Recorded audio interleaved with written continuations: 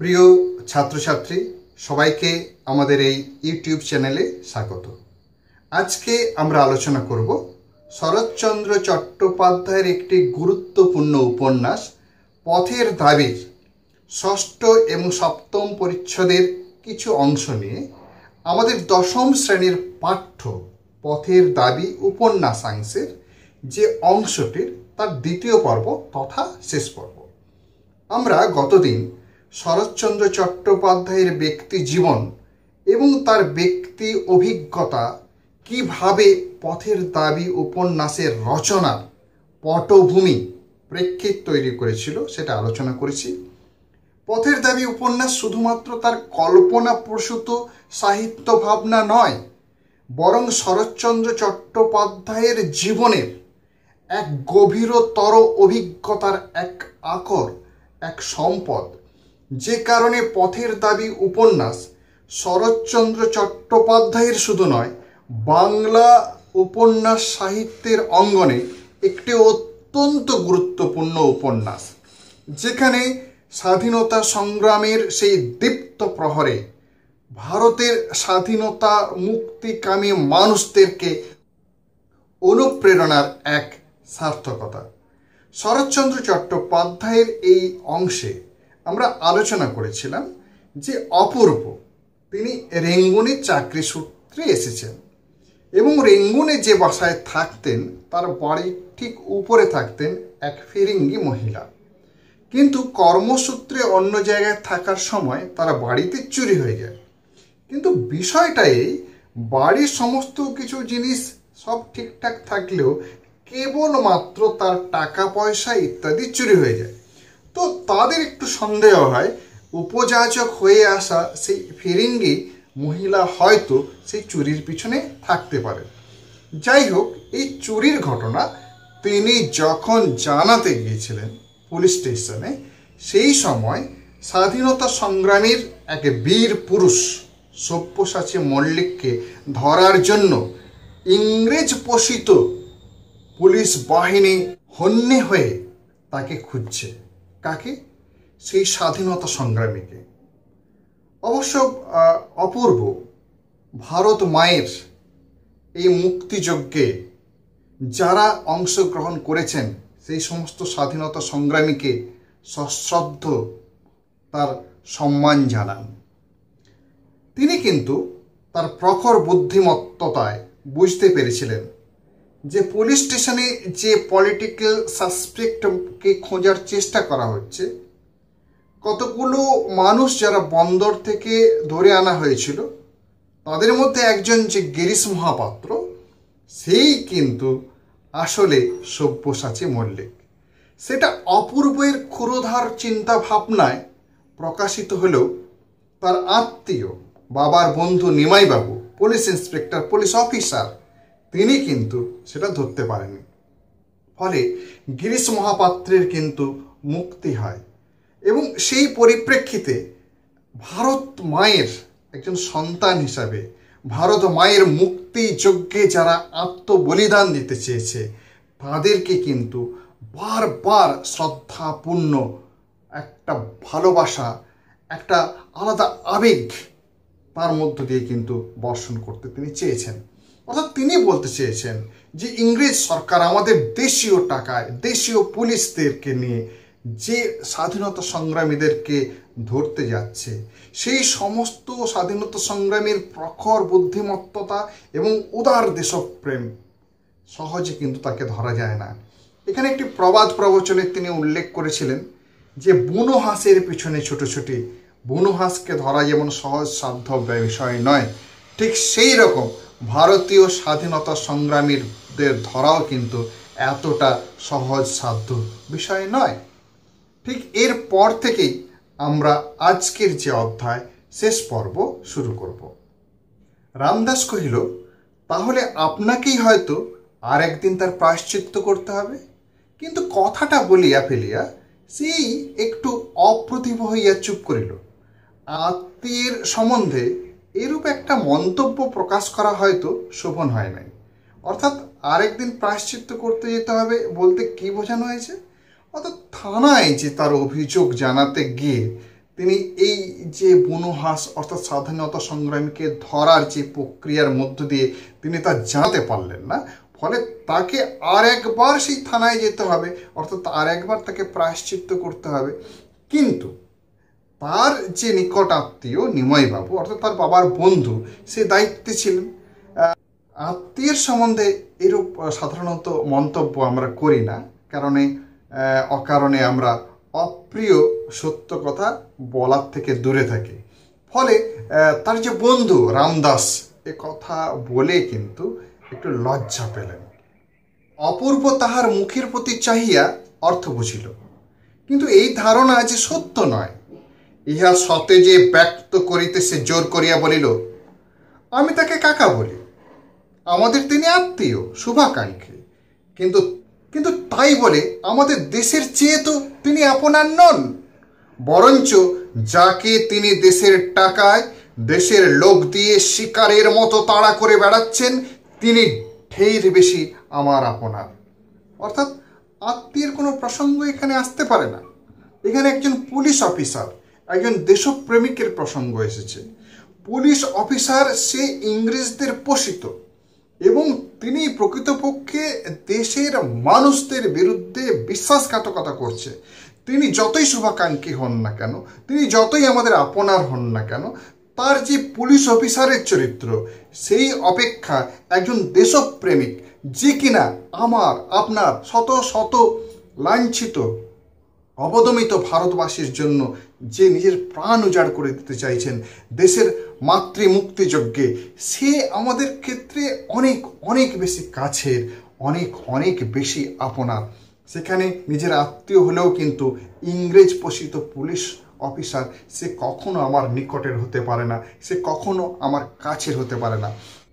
অর্থাৎ এই কথা ব্যক্ত করার মধ্য দিয়ে অপূর্বের যে একটা দেশপ্রেম, দেশপ্রীতি এবং ভারত মায়ের প্রতি তার যে গভীর ভালোবাসা, সে কথা কিন্তু বারবার ব্যক্ত হচ্ছে আমাদের এই পথের দাবি উপন্যাসের এই পর্যন্ত এসে আমরা এইটুকু বুঝবো যে একটা স্বদেশ চেতনা, একটা স্বদেশ প্রেম অপূর্বের মধ্যে আছে। কিন্তু পাশাপাশি নিমাইবাবু ইংরেজ পুলিশ হলেও তিনি গুরুজন, তিনি আত্মীয়, তিনি তার শুভাকাঙ্ক্ষী, তার প্রতি একটা শ্রদ্ধাবোধ আছে। কিন্তু যখন সে পুলিশ অফিসার, যখন সে দেশের ইংরেজ শাসিত ভারতের রাষ্ট্রশক্তির পক্ষে কথা বলছেন, তখন কিন্তু তাকে অত গুরুত্ব দিচ্ছেন না যতটা গুরুত্ব পাচ্ছে তার কাছে স্বাধীনতা সংগ্রামী দেশপ্রেমিকেরা। রামদাস মুচকিয়া একটু হাসিয়া কহিল, বাবুজি এসব কথা বলার দুঃখ আছে। অর্থাৎ এই যে দেশপ্রেমের কথা, মাতৃমুক্তির কথা, ইংরেজদের বিরুদ্ধে কথা, দেশপ্রেমিকদের পক্ষে হয়ে কথা বলা, এই সমস্ত কথা বলার মধ্য দিয়ে যে তার দেশপ্রেম আবেগায়িত হয়ে উঠেছে, এইটা যদি ইংরেজ ব্রিটিশ সরকার জানতে পারে তার পক্ষে কিন্তু এটা খারাপ হতে পারে। কেননা ইংরেজরা কখনো কোনো ভারতবাসী দেশপ্রেমিককে সহ্য করতে পারে না, তাদের নির্দিষ্ট শাসন এবং শোষণ জালে লিপ্ত করতে চায় ভারতবাসীকে, এবং ভারতবাসীর সমস্ত স্বাধীন চিন্তা চেতনাকে তারা ধ্বংস করতে চায়, পদদলিত করতে চায়। অর্থাৎ একজন একটা বড় উচ্চপদস্থ কর্মচারী হয়ে অপূর্বের এই সমস্ত কথাবার্তা যদি ইংরেজদের কানে যায়, তাদের গোয়েন্দাদের কানে যায়, তাহলে অপূর্বের ক্ষেত্রে সেটা বিঘ্ন হতে পারে, খারাপ হতে পারে। কহিল, থাকে তাই নেব, কিন্তু তাই বলে তলোয়ার কর শুধু কেবল আমাদের দেশে নয়, পৃথিবীর যে কোনো দেশে, যে কোনো যুগে যে কেউ জন্মভূমিকে তার স্বাধীন করবার চেষ্টা করেছে, তাকে আপনার নয় বলবার সাধ্য আর যাই থাক আমার নেই। অর্থাৎ শুধুমাত্র ভারতবর্ষের মুক্তিযজ্ঞে নয়, শুধুমাত্র ভারতবর্ষে ইংরেজ শাসিত শোষিত নিপীড়িত ভারতবাসীর জন্য নয়, পৃথিবীর যে কোনো সময়ে যে কোনো দেশে যারা অগণিত সাধারণ মানুষকে স্বাধীনতার মুক্তিযজ্ঞে স্বাধীনতার স্বাদ দিতে চেয়ে আলোড়ন করেছে, নিজের নয় এ কথা বলবার স্পর্ধা তার নেই। অর্থাৎ তার মনের অন্তর থেকে, গভীরতর ভাবনা থেকে পৃথিবীর সর্বযুগে সর্বক্ষেত্রে প্রতিটি দেশপ্রেমিক মানুষকে তার অন্তরের শ্রদ্ধা তিনি কিন্তু জ্ঞাপন করতে চেয়েছেন। এখানেই তার গভীরতা, এখানেই তার ভালোবাসা, এখানেই তার দেশপ্রেমিক সত্তা। বলিতে বলিতে কণ্ঠস্বর তাহার তীক্ষ্ণ এবং চোখের দৃষ্টি প্রখর হইয়া উঠিল। মনে মনে সে বুঝিল কি কথায় কি আসিয়া পড়িতেছে, কিন্তু সামলাইতে পারিল না। বলিল, তোমার মতো সাহস আমার নেই, আমি ভীরু। কিন্তু তাই বলে অবিচারের দণ্ড ভোগ করার অপমান আমাকে কম বাজে না রামদাস। অর্থাৎ এখানে তার আবেগায়িত একটা পরিস্থিতির সৃষ্টি হয়েছে, যে আবেগায়িত ভাবনা দিয়ে সে কিন্তু বারবার বলার চেষ্টা করছে। কি বলার চেষ্টা করেছে? আমি যে ভারতবাসী, ভারতবর্ষের স্বাধীনতার লক্ষ্যে যারা ভারতবর্ষকে সাহায্য করছেন, ভারতবর্ষকে এগিয়ে নিয়ে যাচ্ছেন, তাদেরকে তো আমি নিজের আপনার মানুষ ভাববই। কিন্তু তার যে আবেগায়িত হয়ে যাচ্ছে, আবেগায়িত হয়ে যে কথা বলে ফেলছেন, তার এক্সপ্রেশন অর্থাৎ অনুভব, তার প্রকাশ তিনি বুঝতে পারছেন, কিন্তু নিজেকে তিনি কন্ট্রোল করতে পারছেন না, সামলাতে পারছেন না। কেন? দেশপ্রেমের একটা মন্ত্র যেন তার মধ্যে জাগরিত হয়েছে। তার রোমকূপে রোমকূপে স্বাধীনতার স্পৃহা এবং ইংরেজদের প্রতি তীব্র ঘৃণা যেন বিষদগার হয়ে উঠছে। সেই কারণে তিনি বলল যে তোমার মতো আমার সাহস নেই, আমি ভীরু, কিন্তু আমারও স্বাধীনতার জন্য, দেশের জন্য একটা স্পৃহা, ইংরেজদের জন্য একটা প্রবল ঘৃণা কাজ করে। বিনা দোষে ফিরিঙ্গি ছোড়ারা আমাকে যখন লাথি মেরে প্ল্যাটফর্ম থেকে বের করে দিলে এবং সেই অন্যায়ের প্রতিবাদ যখন করতে গেলাম, তখন সাহেব স্টেশন মাস্টার কেবলমাত্র আমাকে দেশি লোক বলেই দেশের স্টেশন থেকে কুকুরের মতো দূর করে দিলে। তার লাঞ্ছনা এই কালো চামড়ার নিচে কম জ্বলে না তলোয়ার কর। এমন তো নিত্য নিয়তই ঘটছে। আমার মা, আমার ভাই বোনকে যারা এই সব সহস্র কোটি অত্যাচার থেকে উদ্ধার করতে চায়, তাদের আপনার বলে ডাকবার যে দুঃখই থাক, আমি আজ থেকে মাথায় তুলে নিলাম। অর্থাৎ ভারতবর্ষের স্টেশনে ভারতবাসীকে ফিরিঙ্গিরা অর্থাৎ ইংরেজরা চড়, লাথি এবং অমানসিক অত্যাচার করেছে, তার একটা সাক্ষী অপূর্ব। শুধু অপূর্ব নয়, অগণিত ভারতবাসীকে যখন তখন ইংরেজরা তাদের অত্যাচারের লেহান শিখায় দগ্ধ করে। অর্থাৎ সাধারণ মা বোন, সাধারণ ভারতবাসীকে যে অত্যাচার করে, সেই অত্যাচার কিন্তু অপূর্ব পেয়েছে। প্রত্যক্ষ জাজ্জল্য সেই অত্যাচার তার রোমকূপে রোমকূপে জ্বলে উঠেছে। শুধু তাই নয়, একজন ভারতবাসী হয়ে ভারতবর্ষের বুকে ভারতের স্টেশনে ফিরিঙ্গিদের দ্বারা অত্যাচারিত হয়েছে এবং তার প্রতিকার চাইতে সাহেব স্টেশন মাস্টার অর্থাৎ ইংরেজ স্টেশন মাস্টার কিন্তু তার প্রতিবিধান করেনি, বরং ভারতবাসী হওয়ার জন্য তাকে ঘৃণায় কুকুরের মতো দূর দূর করে তাড়িয়ে দিয়েছে। কোথা থেকে? ভারতের স্টেশন থেকে।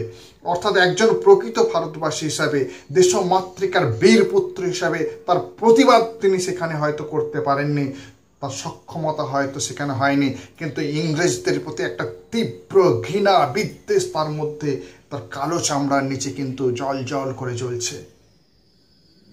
অর্থাৎ সহস্র কোটি মানুষকে এই অত্যাচার, অপমানের হাত থেকে যে সমস্ত দেশপ্রেমিকরা চেষ্টা করছেন উদ্ধারে, সেই দেশপ্রেমিককে নিজের বলে যদি না ডাকতে পারে, আপনার যদি না ভাবতে পারে, তাহলে সে মূল্য কি আমার?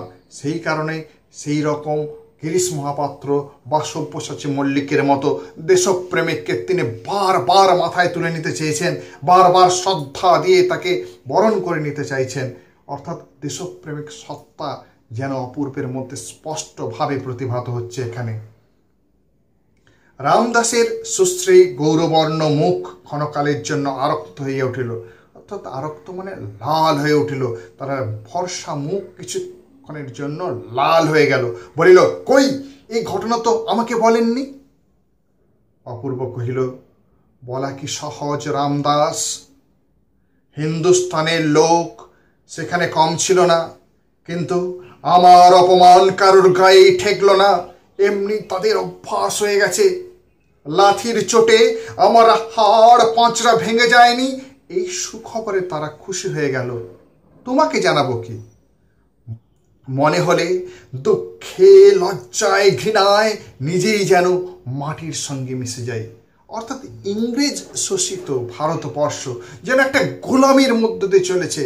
দীর্ঘকাল ইংরেজ শাসিত ভারতবর্ষ নিজের যেন আত্মসম্ভ্রম, আত্মবোধ, আত্ম অধিকার ভুলে গেছে। সে শুধু ইংরেজদের পাঁচাটা কুকুরে পরিণত হয়েছে। তাদের বীর সত্তা শির দ্বারা যেন আজকে ভেঙে গেছে। সেই কারণে এত ভারতবাসী থাকা সত্ত্বেও সে স্টেশনে যখন সে নির্যাতিত হয়েছে, ফিরিঙ্গিদের কাছে ভারতবাসীরা এগিয়ে আসেনি এবং ভারতবাসী তার প্রতিবাদ করতে আসেনি। কেন? এই যেন যুগ যুগ ধরে চলা একটা গোলামির নিদর্শন। শুধু ভারতবাসীরা কিসে সন্তুষ্ট হয়েছে? সহানুভূতিবোধ কিসে জেগে উঠেছে? তার হাড় গোড় ভেঙে যায়নি, এইটাতে ভেবে তারা আনন্দ পেয়েছে। কিন্তু সেই যে অপমানের জ্বালা, সেই বোধ কিন্তু তাদের মধ্যে গড়ে ওঠেনি। কেন গড়ে ওঠেনি? আমি বারবার যে কথাটা তোমাদের বোঝাতে চাইছি, যে দীর্ঘকাল পরাধীনতার জ্বালায়, পরাধীনতার পদলেহন করতে করতে আমাদের মধ্যে সেই আত্মশক্তি, প্রতিহাত স্পৃহা, প্রতিবাদের জোর কিন্তু আমাদের কমে যাচ্ছে। সেই জায়গাটা কিন্তু আমাদেরকে তুলে ধরছেন শরৎচন্দ্র চট্টোপাধ্যায় অপূর্ব চরিত্রের মধ্য দিয়ে। এবং শুধু তাই নয়, তার আত্মসম্মান আছে অপূর্ব, সেই কারণে এ কথা তিনি বলতে পারেননি তার বন্ধু তলোয়ারকে। কিন্তু বারবার তার নিজের যখন মনে পড়েছে, লজ্জায়, দুঃখে, ঘৃণায় মাটির সঙ্গে মিশে যেতে চেয়েছেন তিনি। অর্থাৎ চরম অপমান, চরম লাঞ্ছনা, এই জায়গাটা কিন্তু বারবার প্রকাশ করতে চেয়েছে। অর্থাৎ ইংরেজরা কিভাবে ভারতীয়দের অত্যাচার করে, আপামর ভারতবাসী কিভাবে নিষ্পেষিত হয় তাদের সেই অত্যাচারের জ্বালায়, অত্যাচারের যুপকাষ্ঠে যুগের পর যুগ ধরে ভারতবাসীর সেই নির্মম জ্বালা যন্ত্রণাকে যেন কলমের এক আঁচড়ে শরৎচন্দ্র চট্টোপাধ্যায় একেবারে স্পষ্ট করে আমাদের সামনে প্রতিভাত করতে পেরেছেন। রামদাস চুপ করিয়া রহিল, কিন্তু তাহার দুই চোখ ছলছল করিয়া আসিল। সম্মুখের ঘড়িতে 3টা বাজিতে সে উঠিয়া দাঁড়াইল। বোধ হয় কে একটা বলিতে গেল, কিন্তু কিছুই না বলিয়া হঠাৎ হাত বাড়াইয়া অপূর্বের ডান হাত টানিয়া একটা চাপ দিয়া নিঃশব্দে নিজের ঘরে চলিয়া গেল। অর্থাৎ এই যে বলা, এই বক্তব্যের মধ্যে অবশ্যই তলোয়ার করের একটা বীর ভাবনা প্রকাশ পেয়েছে। এবং শেষ পর্যন্ত 3টে বাজার যে শব্দে সে যেন সে সম্বিত খুঁজে পেয়েছে। এবং শুধু তাই নয়, কি একটা বলতে গিয়ে তার মনের গুমড়ে থাকা ব্যক্ত বেদনাকে প্রকাশ করতে গিয়ে তিনি চুপ করে গেলেন এবং শুধুমাত্র তার প্রকাশভঙ্গি হিসাবে বন্ধুর হাতে হাতটা চেপে ধরে তার সমব্যথী হয়ে তিনি নিঃশব্দে নিজের ঘরে চলে এলেন। অর্থাৎ তলোয়ারকারের মধ্যে যে একটা গভীর বেদনা, ইংরেজদের প্রতি যে তীব্র বিদ্বেষ এবং এই অপমানের যে একটা তীব্র ভাবনা প্রকাশ পেয়েছে, খুব সুন্দরভাবে এই কথার মধ্য দিয়ে আমরা লক্ষ্য করতে পারি। সেই দিন বিকালে অফিসের ছুটি হইবার পূর্বে বড় সাহেব একখানা লম্বা টেলিগ্রাম হাতে অপূর্বের ঘরে ঢুকিয়া কহিলেন, আমাদের ভামর অফিসে কোনো শৃঙ্খলাই হচ্ছে না। ম্যান্ডালে, সোয়াবে, মেকথিলা এবং এদিকে প্রোমো সব কটা অফিসেই গোলযোগ ঘটছে। আমার ইচ্ছা তুমি একবার সবগুলো দেখে আসো।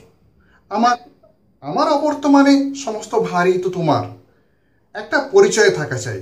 সুতরাং বেশি দেরি না করে কাল পরশু যদি একবার, অর্থাৎ এইখানে আমরা দেখব যে বিভিন্ন যে অফিস, সেই অফিসে সমস্যার সৃষ্টি হয়েছে, তার শৃঙ্খলা নষ্ট হচ্ছে। সেই কারণে বড় সাহেব তাকে একখানা টেলিগ্রাম করে সেই সমস্ত জায়গায় বিশৃঙ্খলা রোধ করার জন্য যেতে বলছেন। কোথায়? ডালে, শোয়েবো, মিকথিলা এবং প্রোমো, এই সমস্ত স্থান বর্মার বিভিন্ন জায়গা। বর্মা মানে ব্রহ্মদেশ, এখন যার নাম মায়ানমার, সেই দেশের বিভিন্ন জায়গার কথা বলা হয়েছে। সেই সমস্ত জায়গার অফিসে যে সমস্যা সৃষ্টি হয়েছে, অ্যাকচুয়ালি সমস্যা বড় সাহেবের দেখার কথা। বড় সাহেবের সমস্যা থাকার কারণে, শারীরিক অসুস্থতা থাকার কারণে বড় সাহেবের ঠিক অধস্তন যিনি অপূর্ব বাবু, তাকে সেই সমস্ত জায়গায় গিয়ে বিশৃঙ্খলা দূর করার প্রয়াস করার কথা বলা হয়েছে। অপূর্ব তৎক্ষণাৎ সম্মত হইয়া বলিল, আমি কালই বার হয়ে যেতে পারি। বস্তুত নানা কারণে রেঙ্গুনে তাহার আর এক মুহূর্ত মন টিকিতেছিল না। উপরন্তু এই সূত্রে দেশটাও একবার দেখা হইবে, অতএব যাওয়াই স্থির হইল এবং পরদিন অপরাহ্ন বেলায় সুদূর ভামনগরের উদ্দেশ্যে যাত্রা করিয়া সে ট্রেনে চাপিয়া বসিল। ভামো মানে অবশ্যই বর্মার একটি শহর, সেখানে যাওয়ার জন্য তিনি তৈরি হয়ে গেলেন। অর্থাৎ এতদিন তিনি রেঙ্গুনে থেকে তার ভালো লাগছিল নানাবিধ কারণে, অর্থাৎ তার যেমন অপমানের জ্বালা তাকে সহ্য করতে হয়েছে, তেমনি ভারত মায়ের মুক্তিযজ্ঞে যারা অংশগ্রহণ করছে তাদের উপর ইংরেজদের অত্যাচার, সেই জায়গাটা তার আর ভালো লাগছে না। অর্থাৎ নানান পরিবেশ পরিস্থিতির মধ্যে জর্জরিত অপূর্ব কিন্তু সেই জায়গাটা থেকে চলে যেতে চাইছেন মানসিক মুক্তির জন্য। শুধু তাই নয়, তিনি বর্মাদেশ এই সুযোগে দেখতে পাবেন, সেটাও একটা অবশ্য বিষয়। অর্থাৎ সেই জায়গা থেকে তিনি মুক্তি পেতে চাইছেন রেঙ্গুন থেকে কিছুদিনের জন্য। সঙ্গে রহিল আরদালি এবং অফিসের দু একজন হিন্দুস্তানি ব্রাহ্মণ পেয়াদা। তেওয়ারি খবরদারির জন্য বাসাতেই রহিল। তেওয়ারি খবরদারির জন্য অর্থাৎ দেখাশোনার জন্য সেখানে তিনি বাসাতে থেকে গেলেন। পা ভাঙা সাহেব হাসপাতালে পড়িয়া, সুতরাং তেমন আর ভয় নেই। বিশেষত এই রেঙ্গুন শহরটা বরং সহিয়াছিল, কিন্তু আরও অজানা স্থানে পা বাড়াইবার তার প্রবৃত্তি ছিল না। অর্থাৎ এখানে আমরা দেখব তেওয়ারে তার কিন্তু রেঙ্গুন শহরটাকে ভালো লেগে গিয়েছে, অর্থাৎ সেখানে সে সাযুজ্যতা লাভ করেছে, সেখানে মোটামুটি থেকে একটা স্থিত হয়ে গেছে। ফলে রেঙ্গুন শহরের বাইরে যাওয়ার কিন্তু তার আর ইচ্ছা নেই, তাও কেমন একটা ভয়। আর একদিকে যেহেতু সাহেবের পা ভেঙে পড়ে আছে, ফলে তার কোনো যে অর্ডার এবং তার যে ঝক্কি ঝামেলা তাকে সহ্য করতে হবে না, সেই কারণে সে নিশ্চিন্তে রেঙ্গুনে থাকার কথা বলছেন। তলোয়ার কর তেওয়ারির পিঠ ঠুকিয়ে দিয়া সাহস দিয়া কহিল, তোমার চিন্তা নেই ঠাকুর, কোনো কিছু হলেই অফিসে গিয়ে আমাকে সংবাদ দিও। তাহলে তার যদি কোনো সমস্যা হয় তাহলে অফিসে গিয়ে তলোয়ারকারের সঙ্গে সংবাদ দিলে সে সমস্ত কিছু সমস্যার সমাধান করবেন। গাড়ি ছাড়িতে বোধ করি তখনও মিনিট 5 বিলম্ব ছিল। অপূর্ব হঠাৎ চকিত হইয়া বলিয়া উঠিল, ওই যে। চকিত মানে চমকে উঠে বললেন, ওই যে। তলোয়ারকার ঘাড় ফিরিয়া বুঝিল, এই সেই গিরিশ মহাপাত্র, সেই বাহারে জামা, সেই সবুজ রঙের ফুল মোজা, সেই পামসু এবং ছড়ি প্রভেদের মধ্যে এখন কেবল সেই পা কাকা রুমালখানি বুক পকেট ছাড়িয়া তাহার কণ্ঠে জড়ানো। মহাপাত্র সেই দিকেই আসিতেছিল। সম্মুখে আসিতেই অপূর্ব ডাকিয়া কহিল, কি হে গিরিশ, আমাকে চিনতে পারো? কোথায় চলেছ? অর্থাৎ গিরিশ মহাপাত্রের সঙ্গে যে তার পরিচয় হয়েছিল সেই ভাবনার কথাই বলছেন এবং তলোয়ারকে সেই দিকে দৃষ্টি নিক্ষেপ করতে বলেছেন। এই জায়গাটা আগে আমরা আলোচনা করেছি, অর্থাৎ এই জায়গাটা বেশি আর বোঝার দরকার হবে না মনে হয় ছাত্রছাত্রীদের। পরের অংশে আসি। গিরিশ শশব ব্যস্তে একটা মস্ত নমস্কার করিয়া কহিল, আগে চিনিতে পারি বই কি বাবু মশাই, কোথায় আগমন হচ্ছেন? অর্থাৎ কোথায় তিনি যাচ্ছেন। শশব ব্যস্ত মানে খুব তাড়াতাড়ি ব্যস্ততার সঙ্গে। অপূর্ব সহাস্যে কহিল, আপাতত ভামো যাচ্ছি, তুমি কোথায়? গিরিশ কহিল, আগে এনার্জাং থেকে দুজন বন্ধু লোক আসার কথা ছিল। আমাকে কিন্তু বাবু ঝুটমুট হয়রান করা। হ্যাঁ, আনে বটে কেউ কেউ আপিং সিদ্ধি নুকিয়ে, কিন্তু আমি বাবু ভারী ধর্মভীরু মানুষ। বলি, কাজ কি বাবু জোচ্চুরিতে? কথায় বলে পরধর্ম ভয়াবহ। লল্লাটের লেখা তো খণ্ডাবে না।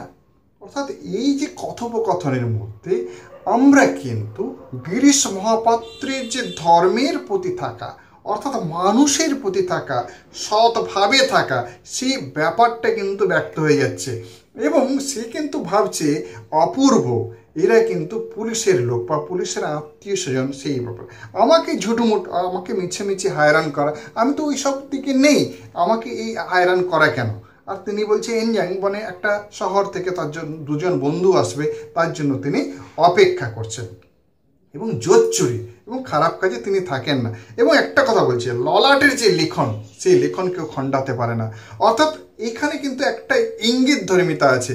যদি ললাটে থাকে যে ইংরেজ পুলিশ তাকে ধরতে পারবে না, ইংরেজ সরকারের শত শত বেড়ি তার জন্য অপেক্ষা করছে, সেটাকে তিনি দীপ্ত পদক্ষেপে ফেলে চলে যাবেন, এই যে জায়গা দৃঢ়তা তার ভাগ্যে যা আছে তার বাইরে কিছু হতে পারে না। অর্থাৎ ইংরেজ সরকার যতই তাকে লাঞ্ছনা করতে চাক না কেন, যতই তাকে অপমান নির্যাতন করতে চান না কেন, দেশমাতৃকার মুক্তিযজ্ঞে তিনি যখন অংশগ্রহণ করেছেন, কপালে যা আছেন তিনি তা মেনে নেবেন। অপূর্ব হাসিয়া কহিল, আমারও তো তাই বিশ্বাস, কিন্তু তোমার বাপু একটা ভুল হয়েছে, আমি পুলিশের লোক নই, আফিম সিদ্ধির কোনো ধারধারি নেই, এদিন কেবল তামাশা দেখতেই গিয়েছিলাম। অর্থাৎ তাকে যে পুলিশের লোক ভাবছে, নিজে যে পুলিশের লোক নয়, এবং সেটা যে কার্য উপলক্ষে গিয়েছিলেন। তামাশা মানে এখানে আমরা বলবো মারাঠি যাত্রাকে তামাশা বলে, কিন্তু এখানে আমরা বলবো মজা ঠাট্টা ইত্যাদি দেখার জন্য সেখানে গিয়েছিলাম। তলোয়ারকর তীক্ষ্ণ দৃষ্টিতে তাহাকে দেখিতেছিল, কহিল, বাবুজি मैंने आपको जरूर कहाँ देखा। गिरीश कहिल, आश्चर्य नहीं है बाबू साहेब, नौकरी के वास्ते कितना जाएगा तो घूमता है। অর্থাৎ তলোয়ারকার তাকে যে কোথাও না কোথাও দেখেছে এই বোধটা তার মধ্যে সৃষ্টি হয়েছে। হ্যাঁ, হতেই পারে যে চাকরির জন্য কোথায় কোথায় আমাকে ঘুরে বেড়াতে হচ্ছে, কোথাও না কোথাও দেখতে পাবেন, ঘুমতা মানে ঘুরে বেড়ানো। অপূর্বকে বলিল, কিন্তু আমার উপরে মিথ্যে সন্দেহ রাখবেন না বাবু মশাই, আপনাদের নজরে পড়লে চাকরিও একটা জুটবে না।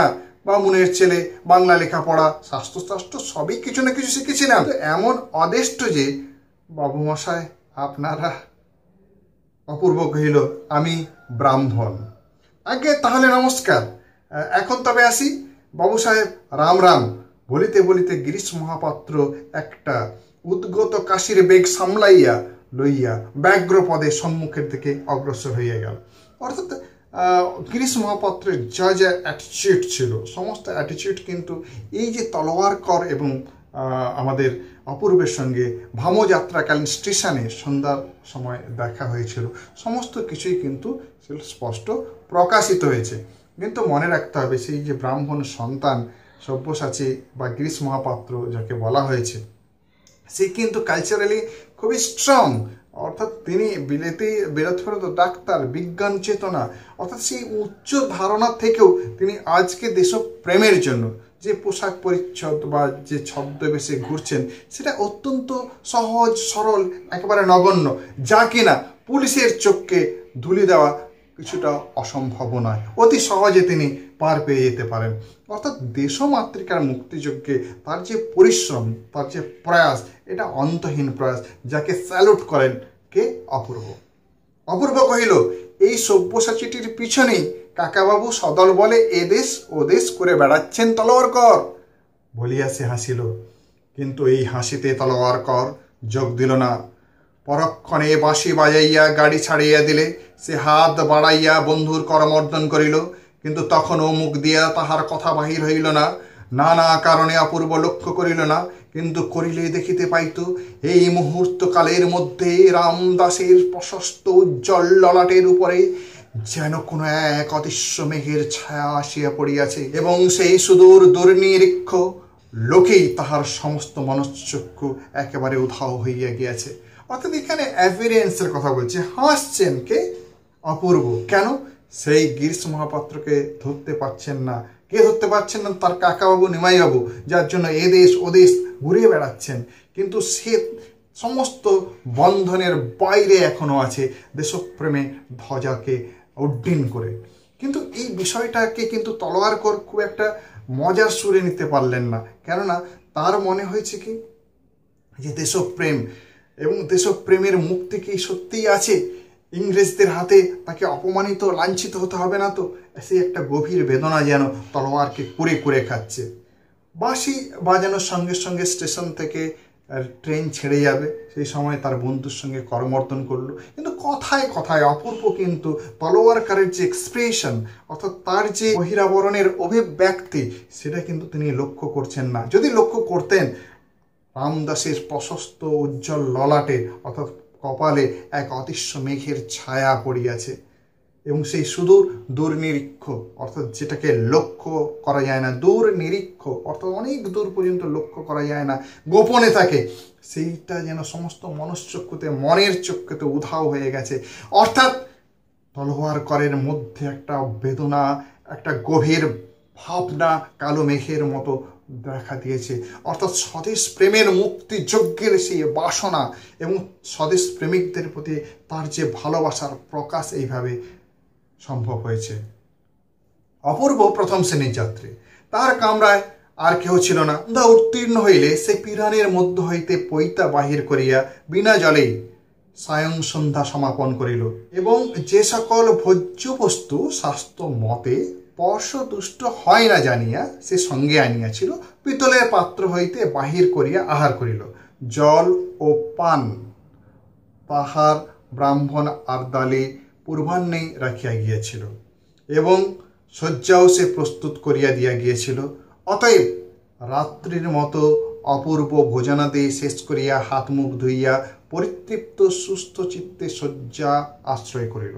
অর্থাৎ এখানে আমরা দেখব নিষ্ঠাবান ব্রাহ্মণ হিসাবে কিন্তু আমরা দেখতে পাচ্ছি অপূর্বকে। সে সন্ধ্যা পেরোলে কি হলো, পিরান অর্থাৎ ছোট যে জামা, সেই জামার মধ্য থেকে পৈতা বের করলেন। ব্রাহ্মণদের একটা নিশান পৈতা থাকে, বিনা জলে, জল দিয়ে সন্ধ্যান্বেক করতে হয়, কিন্তু সায়ং সন্ধ্যায় সে বিনা জলে সেটা সমাপন করলো। এবং শাস্ত্র মতে, শাস্ত্র যা বলছে যে কি কি খাদ্য স্পর্শদোষে দুষ্ট হয় না, অন্যের কারো ছোঁয়া লাগলে নষ্ট হয় না। এখানে অবশ্যই আমরা দেখবো যে ভারতবর্ষে যে ছোঁয়াছুঁয়ির ব্যাপার, এই জায়গাটা যেন তিনি তুলে ধরতে চেয়েছেন। এবং পিতলের পাত্র হইতে সে সমস্ত জিনিসগুলো বের করে খেলেন। এবং পূর্বাহ্নে, পূর্বযুক্ত অন্ন অর্থাৎ আগে সকালের সময়, অন্ন দুপুর অর্থাৎ পূর্বাহ্নে মানে সকালের সেই সময়টায় যে সমস্ত আর্দালে খাবার রাখিয়েছিল ব্রাহ্মণ, সেও ব্রাহ্মণ শয্যা প্রস্তুত করে দিয়ে গিয়েছিল। সে ভাবলো আমার ভোজনাদি শেষ হয়ে গেছে, অর্থাৎ আমি ঘুমাবো সকাল পর্যন্ত, প্রভাতকাল মানে সকাল পর্যন্ত নিদ্রার অর্থাৎ ঘুমের কোনো ব্যাঘাত ঘটবে না, আরামে ঘুমোতে ঘুমোতে সে চলে যাবে।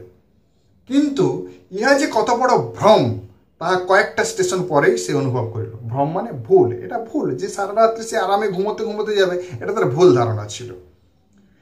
সেই রাত্রির মধ্যে বার তিনেক তাহার ঘুম ভাঙাইয়া পুলিশের লোক তাহার নাম ধাম ঠিকানা লিখিয়া লইয়াছে। একবার সে বিরক্ত হইয়া প্রতিবাদ করায়, বর্মা সাব ইন্সপেক্টর সাহেব কটু কণ্ঠে জবাব দেয়, তুমি তো ইউরোপিয়ান নয়।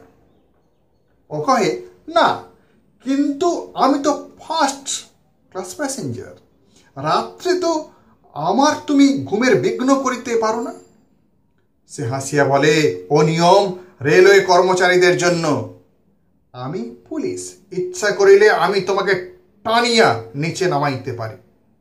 অর্থাৎ এই যে জায়গায় একজন ইউরোপিয়ান ছাড়া একজন ভারতবাসীর কোনো অধিকার নেই। সে ফার্স্ট ক্লাস প্যাসেঞ্জার, উচ্চ মর্যাদা সম্পন্ন পদস্থ ব্যক্তি হলেও তাকে পুলিশ যখন তখন অত্যাচার করতে পারে, কেননা তার মধ্যে স্বাধীনতার স্পৃহা থাকতে পারে, দেশপ্রেম থাকতে পারে। তাই জন্য বারবার তাকে বিরক্ত করা হচ্ছে, বারবার তার নাম ঠিকানা লেখা হচ্ছে। এবং তার প্রতিবাদ করাতে তার বদলে তিনি কি বললো, যে রেলওয়ে কর্মচারী তোমাকে ডিস্টার্ব করতে না পারে, রেলওয়ে টিটি এবং ইত্যাদি ইত্যাদি যে কর্মচারী তোমাকে কোনো ডিস্টার্ব করবে ডেকে, আমি তো পুলিশ, আমি তোমাকে টেনে নামাতে পারি। অর্থাৎ একটা চরম অপমান, ভারতবাসীদের প্রতি একটা তীব্র ঘৃণা বোধ, একটা ইংরেজদের পদলেহনের একটা তীব্র বাসনা যেন এখানে প্রকাশ করতে চেয়েছেন ঔপন্যাসিক শরৎচন্দ্র চট্টোপাধ্যায়। অর্থাৎ আমরা উপন্যাসাংশের এই যে অংশটা পড়লাম, এই অংশের কিন্তু পরতে পরতে প্রতিটি চরণে চরণে আমরা দেখব দেশপ্রেমের কথা। শুধু তাই না, তৎকালীন সময়ে ইংরেজ শাসিত ভারতে কিভাবে দেশীয় মানুষেরা নিপীড়িত, নির্যাতিত, অপমানিত হতো তার জন্য পুঙ্খানুপুঙ্খ বিবরণ দিয়েছেন। এবং শুধু তাই নয়, পাশাপাশি একটা কথা বলতে চেয়েছেন, ভারতবর্ষের বহু মানুষ ইংরেজের পদলেহন করত, কেননা দীর্ঘকাল ভারতবর্ষ পরাধীনতার জ্বালা যন্ত্রণায় যেন একটা কৃতদাসে পরিণত হয়েছিল। কিন্তু তার মধ্য দিয়েও উজ্জ্বল অভিব্যক্তি রূপে কিছু মানুষ আছে যারা দেশমাতৃকার মুক্তিযজ্ঞে নিজের প্রাণ বলিদান দিতে পারে এবং মেরুদণ্ডকে সজা রেখে ইংরেজদের বিরুদ্ধে প্রতিবাদ এবং প্রতিরোধ করতে পারে। যদিও তাদেরকে কণ্ঠরোধ করার জন্য, থামিয়ে দেওয়ার জন্য ইংরেজ পুলিশরা প্রতিনিয়ত বনহাঁসকে ধরার জন্য তাদের পিছনে ছুটছে, কিন্তু সে আশা ব্যর্থ।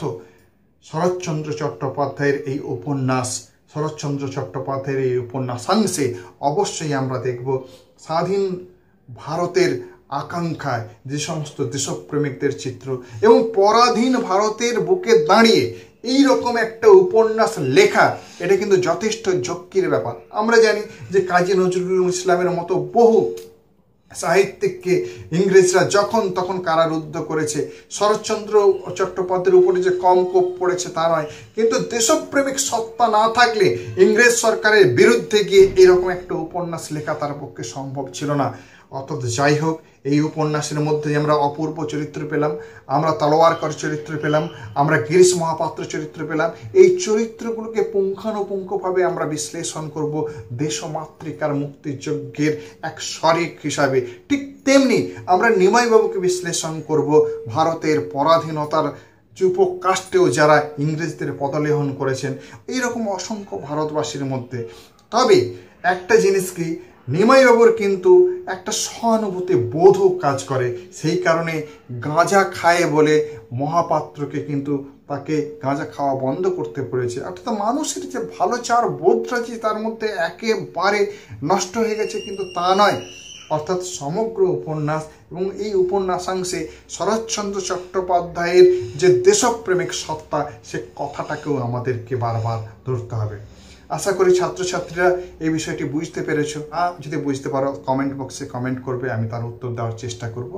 আমাদের চ্যানেলটা যদি তোমাদের ভালো লাগে তাহলে অবশ্যই সাবস্ক্রাইব করবে। সবাই ভালো থাকবে, সুস্থ থাকবে।